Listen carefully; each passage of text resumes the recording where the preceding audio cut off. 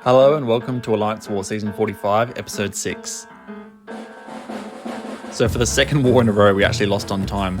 We don't really focus on time, we really just focus on safe fights.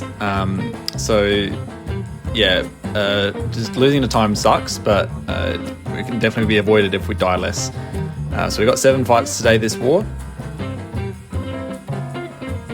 And our opponent is Matrix, their regular Masters Alliance. They do sit Platinum 1 at the moment. We did beat them last season, but yeah, they've got a pretty stacked defense.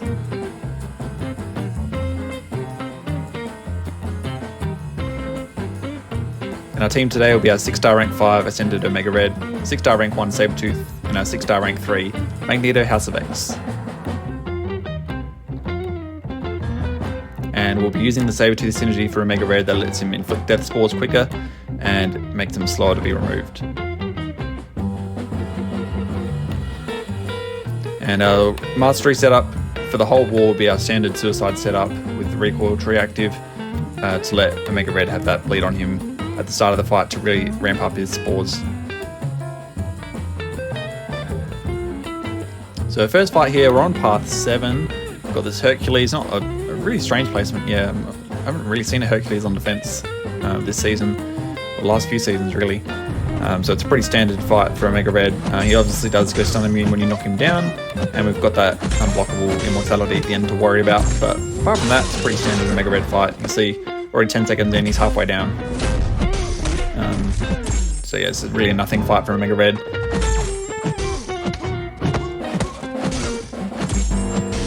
So he goes immortal there. We can bait out a special 2 that will pause his immortality, but we don't really need to hit him here. We're just getting there, so you don't have to back cancel into the corner. So he does throw another special 1. This fight definitely could have been done quicker if I had not let him throw in so many specials at the end, but still pretty fast nonetheless.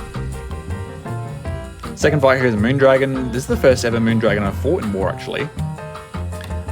So she actually has a way to reduce degen damage.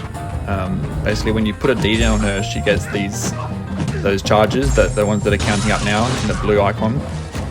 So that actually gives her a bit of degen resistance, but it doesn't give her resistance to the passive spore degen, so we're still able to melt her very easily with Omega Red.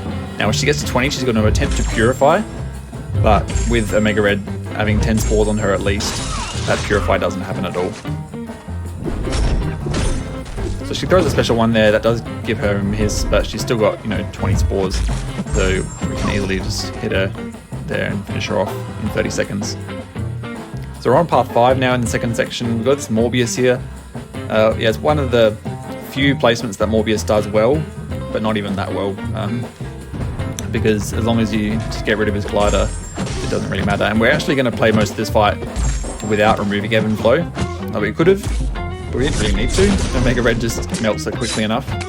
Did unfortunately get a combo there by accident, and he threw a special 1, but we're able to maintain close proximity with that special 1. Lock the spores in there. We haven't removed ebb and flow yet. He gets rid of his glider there, so we can intercept him now without missing him. But we obviously don't want to do that unless he has less than a bar of power. So we push him to a special 2 there. Probably should have locked the spores on there, but I'll do it now. And he has a special 2 now, so I want to get that out of him quickly. He does throw it pretty quickly. And yeah, so we haven't removed ebb and flow this whole time. And only 40 seconds in, he's basically dead already with 60% protection, which is insane. That's just how fast an Ascended Omega Red is. And yeah, we did that whole fight in less than a minute without removing protection. Now we have a Killmonger here. Omega Red is one of the best Killmonger counters in the game because of his Thorns resistance, and just he's able to melt him down. He doesn't have to worry about the crit resistance or anything. So we activate Reverb at the start there with Mass Intercept. And we do actually have the Ebb and Flow Fury. It's part of our striker icon, so it doesn't. It's not as obvious as it normally is, but it is there. The protection comes back on now. Unfortunately, Mighty Charge doesn't work the way it used to. Omega Red used to be able to prevent the Purify, but they've changed it, so it actually does purify Omega's degen, even if he does have 10 spores, which is unfortunate. But it still doesn't affect us too much. We're able to do a rank 2 Killmonger in like 40 seconds. Or a bit longer, but yeah, he still melts this fight. Probably the best option, in my opinion. with the right setup, because we do have a guidance boost on as well for this fight, just to be safe.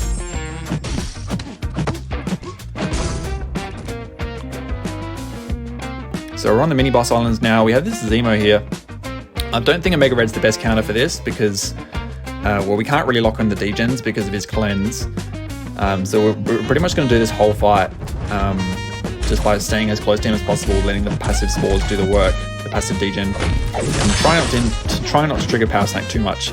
We also did have a Horseman pre-fight. It doesn't really do too much for a Mega Red. Some people think it makes him worse. That's not true at all. Those people just don't know how to play a Mega Red well, I think.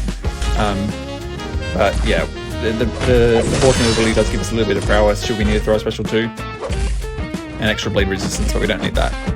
So we've got 13 spores here. Yeah, we can't lock in the degens, so we're going to lose spores inevitably. And we're just trying to get a special 1 out of him. We finally, well, we're trying to get a special 1. We end up dexing, trying to bait it out.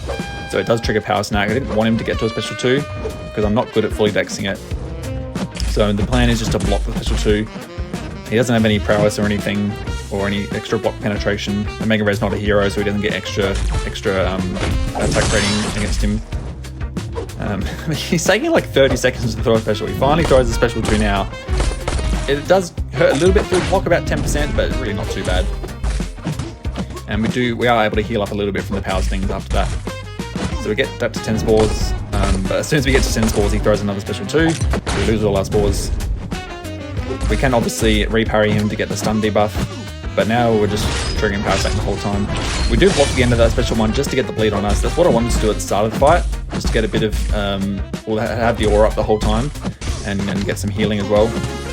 That wasn't to be. So we definitely lost more health than we could have, but he didn't make it easier for us with how long he held that special for. So now we have this Attuma here. This is an Ascended Attuma actually, rank 5. I've fought Attuma plenty of times here before, even without a guidance boost, but this time I do have a guidance boost, just because I had one spare with my own White Magneto. Got a combat regen as well, just to help regen from that Zemo fight as well. But a Mega Ray just destroys this fight, especially with a guidance boost. Don't have to worry about anything at all in this fight. We can use the tentacle attacks to completely ignore the thorns, and then the degens just melt him down. He's going at like, you know, well over 4,000, 5,000 a tick. So the special 1, we actually used the special 1 to try and heal up at the end, but that unfortunately only got him to 1%, so we did lose a bit of recoil there. Now the last fight here for the war, we have a rank 5 Dr. Doom. This is on the Conflictor mini, and also Hazard Shed Shock Bleed, so the Mega Red's really good for this. Not as good as like Ghost or something, but still really good with the Guidance Boost. Guidance Boost just to be safe, because even though we can prevent Conflictor with 10 spores, just getting to that point is a bit tricky. Now we want to wait out the start of this fight, wait till the shock phase is over, because we don't want to hit him when we have the shock phase up, because if we do get shocked, he can just charge his heavy if we're close to him and stun us, so we don't want that to happen. Just want to hit him when he's in the bleed phase, and you can see, you know, by the end of this bleed phase, he's already like 70% of the way down, which is like 300,000 health, max health. And so yeah, he goes down in like 30 seconds. Omega Red just obliterates that fight. So yeah, Omega Red just destroyed this war. 7 fights, all soloed, average time of like 30 seconds. So he dominated this. Brings us up to 91.43% for the season. Personally, I'm trying to get up to 95%, and then obviously as an alliance, we're trying to get masters. So yeah, check back in the next war, see how we went. But thanks for watching this one, and I'll see you in the next one. Peace out.